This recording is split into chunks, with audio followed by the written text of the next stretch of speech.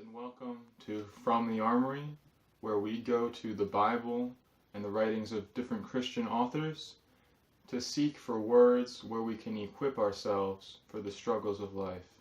So the book that we are pulling from the Armory today is this book right here, My Utmost for His Highest by Oswald Chambers. And I think this is a good time to say that while in this series and on this channel, I may reference books from various Christian authors, that by no means indicates that I agree with all of their doctrines or beliefs or anything of the sort, or even that I agree with everything that they wrote in the book I am quoting. I just have been personally influenced by some of the words that they have written, and I desire to share them, so please do not misunderstand.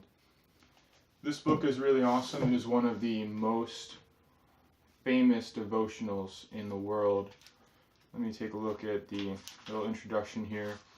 It tells us that Oswald Chambers was born in July the 24th of 1874 in Scotland, and he was the son of a Baptist pastor. So he did some other various things in his life, but perhaps the most famous and best known book is this one right here, My Utmost for His Highest, and it has been continuously in print in the United States since 1935, when it was started to be printed, and it remains among the top 10 titles on the religious bestseller lists, and it has become a Christian classic. So this is a very famous book, and generally when things are well recognized and have stood the test of time, there is a reason for that. So let us, without more delay, get right into the text. I would like to share more from this book in the future, but the first I would like to share is from February 18th, and this section, I think Oswald Chambers must have known that February is a time of difficulty and depression and discouragement for some. So this series he wrote in these pages, he has the initiative against depression, against despair, against drudgery, and against dreaming. And those were 4 different days. This one is about the initiative against despair, and it starts off with Matthew 26:46, which is a very plain verse, but it reads, "Rise, let us be going." And this is in the Garden of Gethsemane when Jesus bids the disciples to rise and follow him. And I will never be able to look at this verse the same, I believe, after having read this. Here it is written, "The disciples went to sleep when they should have kept awake, and when they realized that they had done what they had done, it produced despair." The sense of the irreparable is apt to make us despair, and we say, "It is all up. Now, it is no use trying any more." If we imagine that this kind of despair is exceptional, we are mistaken. It is very ordinary human experience. Whenever we realize that we have not done that which we had a magnificent opportunity of doing, then we are apt to sink into despair, and Jesus Christ comes and says, "Sleep on now, that opportunity is lost forever. You cannot alter it, but arise and go to the next thing."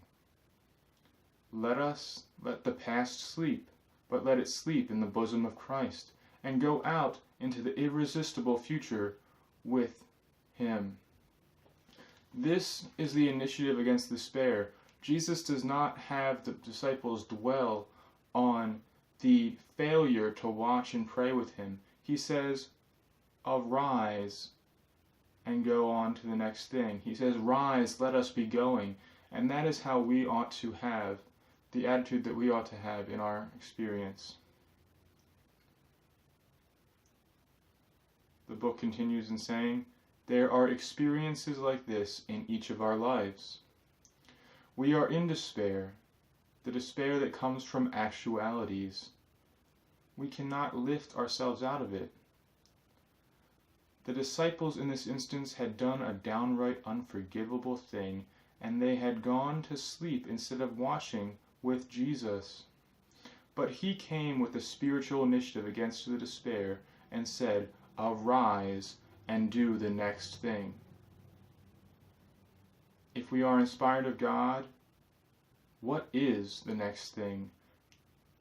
To trust him absolutely and to pray on the ground of his redemption.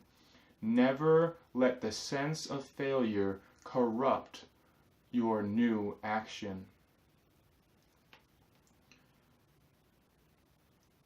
This is a powerful message, and I'm so thankful for it, because when circumstances are such that we have failed, we have neglected to take the opportunity, we have done something wrong, we have transgressed against God, we have broken his very law, it is our responsibility to take the initiative against despair and to arise and do the next thing, to heed the call of Christ to the apostles, to rise, let us be going. The worst thing that we can do is to, having stepped into the slough of despond, is to stand there and not walk out.